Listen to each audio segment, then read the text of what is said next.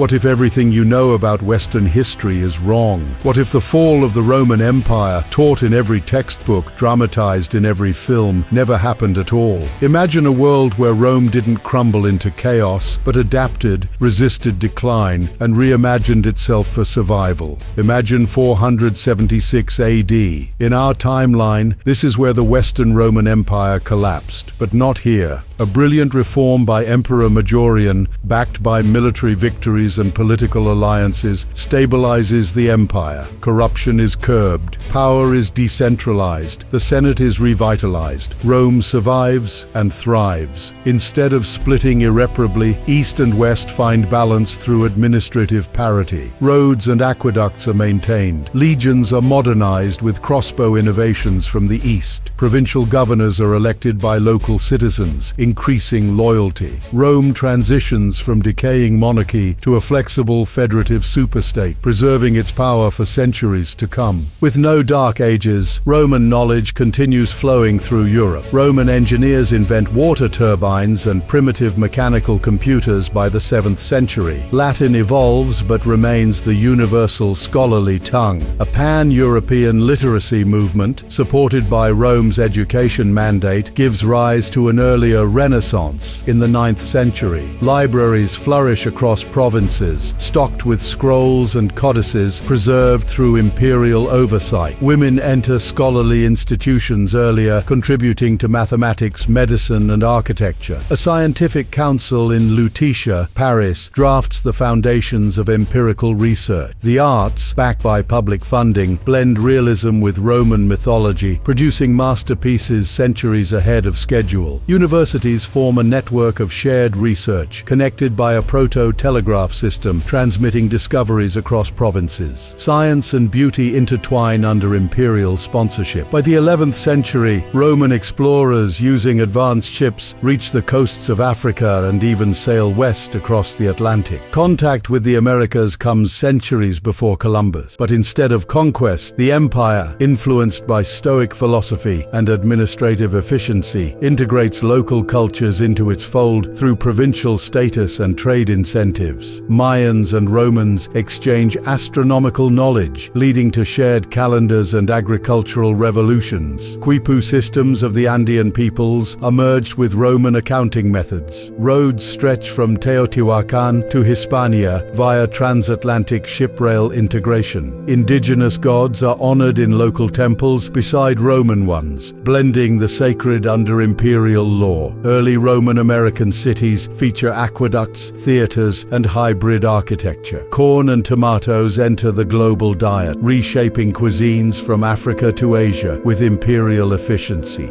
Without feudalism or the church's monopoly, Christianity evolves within the empire's secular governance.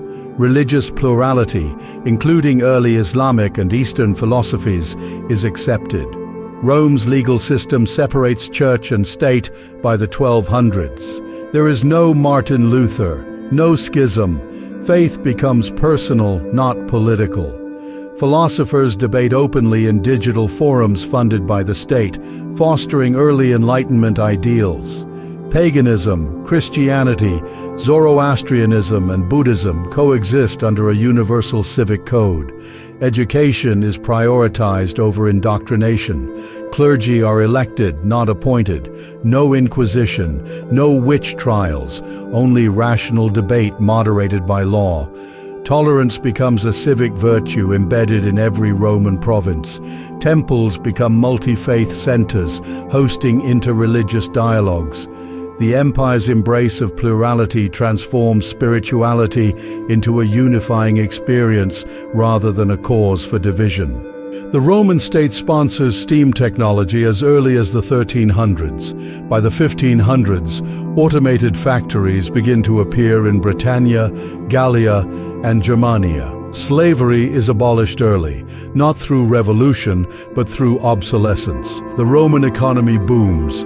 Cities sprawl, trains connect provinces. The Industrial Revolution begins 200 years early and under imperial order. Urban planning incorporates sanitation, vertical farming, and mass transit. Legionnaires now ride armored steam vehicles. Imperial engineers invent vacuum tubes and electric light by 1600. With uninterrupted access to Greek and Persian science, Roman labs establish early principles of physics. Mass education in engineering ensures every province contributes to innovation. Coal-free energy sourced from tidal and thermal systems keeps cities clean.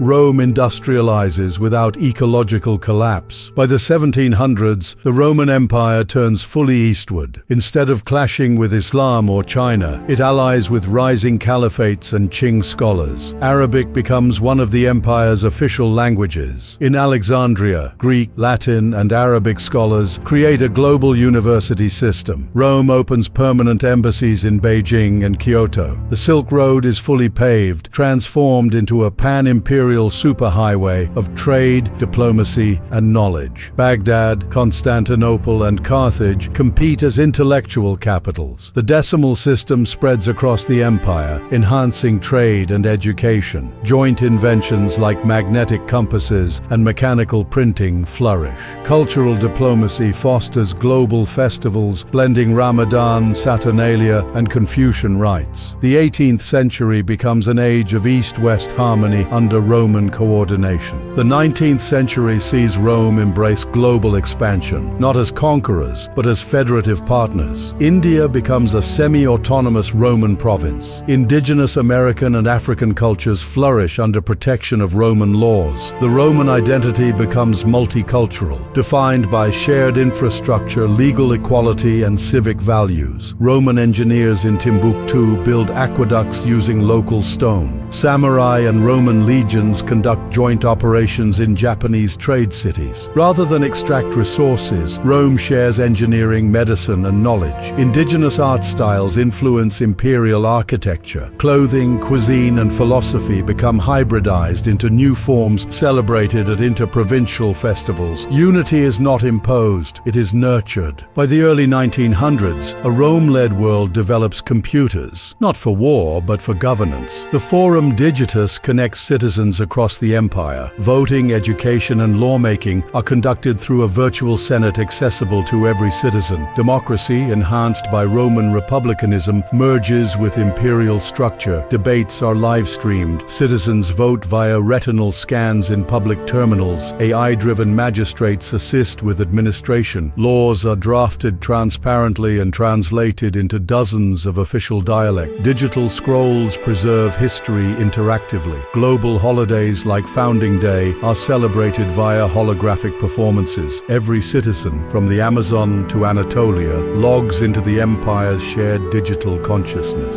In the late 20th century, the world lives in relative peace. No world wars, no Cold War. The Roman legions are now humanitarian brigades. Space programs, backed by provinces from every continent, launch cooperative missions to the Moon and Mars. The imperial motto, Unitas per Diversitas, unity through diversity, guides all decisions. Satellites beam universal healthcare and education across the globe. The empire eliminates hunger, controls climate damage, and abolishes poverty through centrally coordinated effort. Martian colonies bear Roman names, complete with amphitheaters, senate halls, and vertical gardens. Children there recite Virgil alongside AI-coded planetary ethics. Rome leads not by might, but by purpose.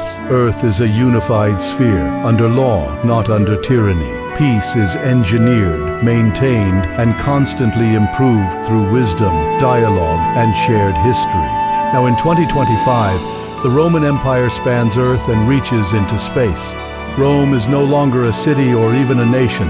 It is a civilizational framework, a shared identity across the stars. From Mars colonies to oceanic cities, every outpost is governed by Roman civic code. Latin is blended into global dialects. Caesar and Confucius share statues in virtual parks. The Colosseum now hosts space launches and Olympic Games. Rome's anthem is sung in over 50 languages. Statues of Caesar and Confucius stand together. Imperial citizenship includes Earthlings and Martians alike. Holographic libraries archive 3,000 years of law, art, and discovery. Roman satellites orbit Saturn. Children pledge allegiance to justice, reason, and unity. The Eternal Empire has become a planetary civilization, united not by blood, but by vision. The fall of Rome never happened. The future, it turns out, was Roman all along. My name is Jacob. Our channel is just starting out, and every new subscriber is a building block in its foundation. Please subscribe and hit the bell to motivate us to create more videos.